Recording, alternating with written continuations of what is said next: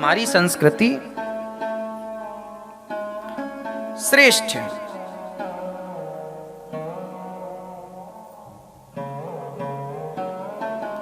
नारियों को पढ़ाया गया। झांसी की रानी, आपने एक और दूसरा नाम सुना होगा, रानी अहिल्याबाई, रानी दुर्गावती।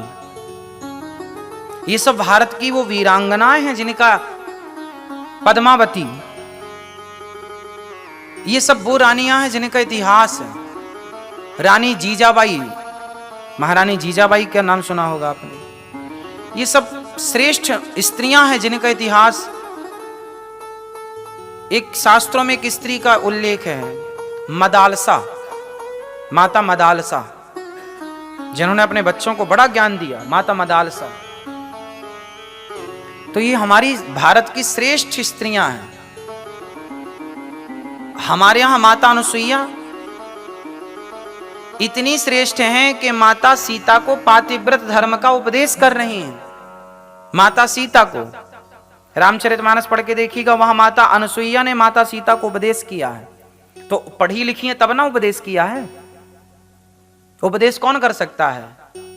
अनपढ़ तो कर नहीं सकता। इसका मतलब हमारे यहां की जो शिक्षा है ना, अद्भुत शिक्षा। इसलिए भारत को कभी कम मत आंकिएगा। भारत तो भारत है। अपनी मिट्टी, कहीं भी रहो दुनिया के किसी भी कोने में, पर अपने वतन से खूब प्यार करो। भारत माता की, अपनी माटी से प्यार करो, अपनी मिट्टी से प्यार करो। भारत भारत है। भारत की खुशबू, भारत की गंध अद्भुत है। भारत गंगा यमुना ऋषि मुनियों की धरती, आध्यात्म की धरती है। माना कि लाख बुराइयां हो सकती हैं वहां के लोगों में, लेकिन फिर भी वो लाख बुराइयां भी महत्व नहीं रखती, क्योंकि अच्छाई कहीं उन बुराइयों से ज्यादा है।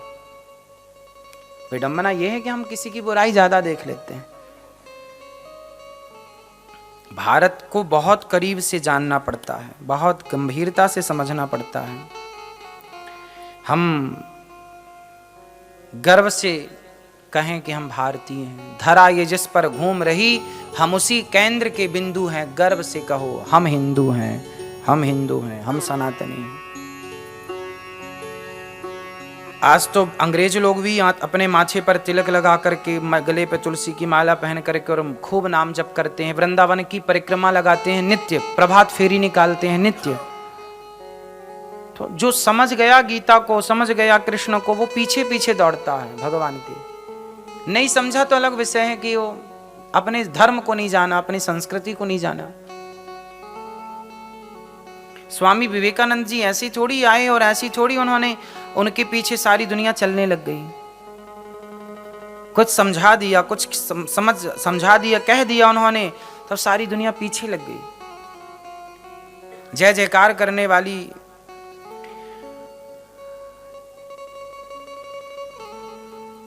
चोर वहीं जाते हैं जहां कुछ होता है।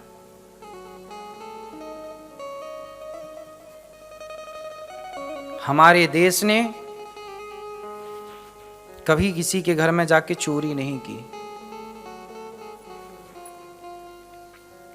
इसलिए हम भारत के लोग हैं। वसुधैव कुटुंबकम की बात करते हैं हम। अभी हमारे देश के प्रधानमंत्री जी ने इस वसुधैव कुटुंबकम को सब तक पहुंचाया है।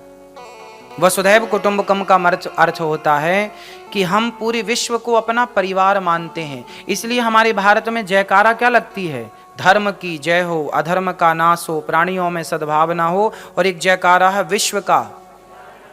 ये जयकारा केवल हम भारतीय लगाते हैं। विश्व का कल्याण हो, केवल हम भारतीय कहते हैं। दुनिया में किसी के मुंह से आपने ये नहीं सुना हो कि विश्व का कल्याण हो, क्योंकि विश्व के कल्याण की कामना केवल भारत कर सकता है, दुनिया नहीं कर सकती। इसलिए वसुधैव कुटुंबकम। एक भारत की सोच ऐसी है जो सबका कल्याण चाहती है। हम केवल अपना कल्याण चाहें ऐसा नहीं, हम चाहते हैं आप भी सुखी रहें, आप भी सुखी रहें, सब सुखी रहें। हम चाहते हैं कि अमेरिका भी सुखी रहे, लंदन भी सुखी रहे, पेरिस भी सुखी रहे, चाइना भी सुखी रहे। हम चाइना को भी सुखी देखना चाहे, हम पाकिस्तान को भी सुखी देखना, सुखी रहे भैया, सुखी रहे, अपने परिवार का पालन कर खुश रहे। हम किसी का अहित नहीं करते, हम किसी व्यर्थ में किसी को मारते नहीं। हम चाहें तो घर में घुस के पाकिस्तान को एक दिन में समाप्त कर दें, लेकिन नहीं, चल भैया तू भी रह ले, पर तू शांति से रह। 3-5 करता तब घर में घुस के मार देते हैं।